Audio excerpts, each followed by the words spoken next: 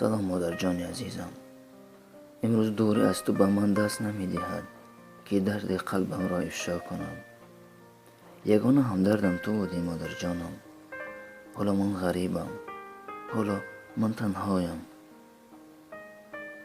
فرزندی که ناز و بردارش بوده امروز بالهای پروازش شکسته است و قلبی پر از علم ها دارد. خسته از این حیات شدم مادر، خسته از این تنهایی ها، خسته از این دنیا. دستی دعا بردار مادر و دعای نیکم ده، تو الله برایم صبر و ایمان پاک نصیب گرداند.